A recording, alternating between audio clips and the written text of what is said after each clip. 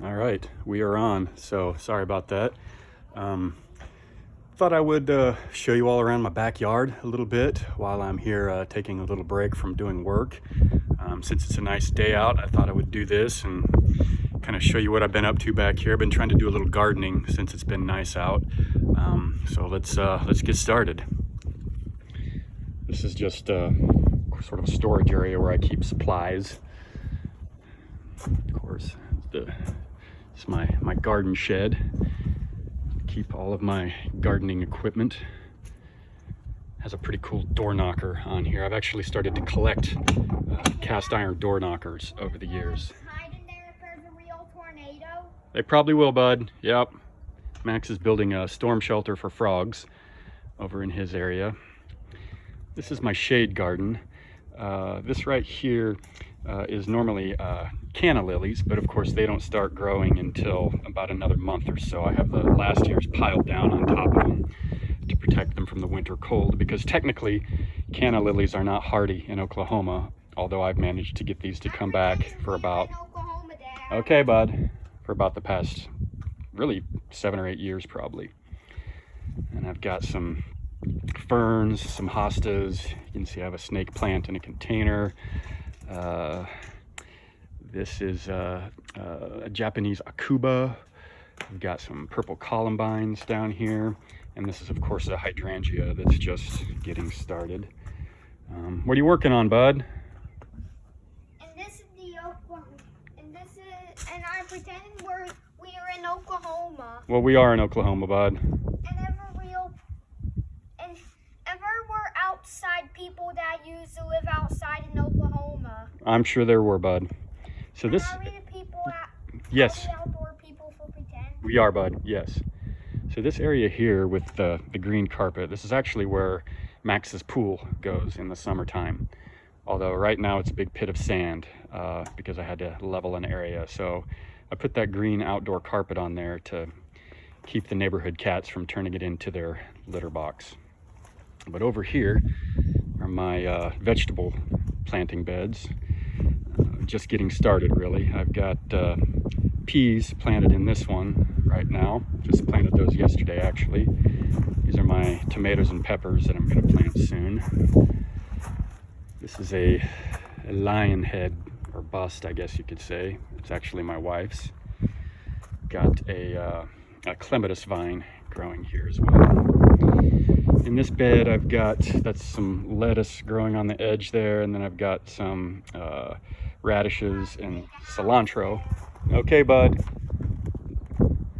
And I don't have anything planted here yet, but I'm gonna do cucumbers, I think, and probably some okra over here.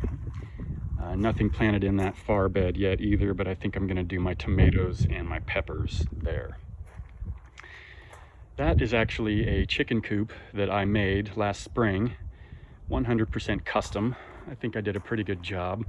Haven't got any chickens yet for it, just because other things have sort of gotten in the way, like coronaviruses. This is my composting facility. These are my container areas. Actually, I'm planting trees. I've got a variety of different oak trees that I'm propagating back here. And then, of course, some hostas and different shade plants on the back side of the tool shed. So there's Max's play area and his own garden. He has a variety of different plants in his garden. And this is an airport. Max, what's the name of your airport? Max Westheimer Airport. This is Max Westheimer Airport, right in the backyard here. Got some holly bushes lining the back fence. Got a Texas spineless prickly pear back there, which is actually edible. You can eat those pads, but you got to cut the spines out. Even though it says it's spineless, there are actually spines in them, and they will stick you in the finger. These are some trees that I propagated over the years. That is a Chinese elm. That is in that container, there's a loblolly pine, and there's some other, those are oak trees in those containers. Those haven't leafed out yet. These here are purple cone flowers, which of course aren't quite into growing season yet. That is a silverleaf maple. Over here is there's my crepe myrtle, which has not leafed out yet. Over here on the deck. So those are figs, actually, in those containers. I bought a few fig bushes a few years ago and decided to keep these in containers, at least for the time being, mainly because I don't have room to put them anywhere else. I'm slowly running out of real estate back here. Here's one of the figs that I put in the ground. I have it surrounded with daffodils. I read that burrowing critters will leave the roots of your fig alone if they encounter daffodil bulbs. So I planted a ring of daffodils around them. We'll see if that works or not. Over here, this is probably my favorite part of the backyard. I call this the Wicked Garden, which is an homage to Stone Temple Pilots, for those of you who remember or were alive during the 1990s.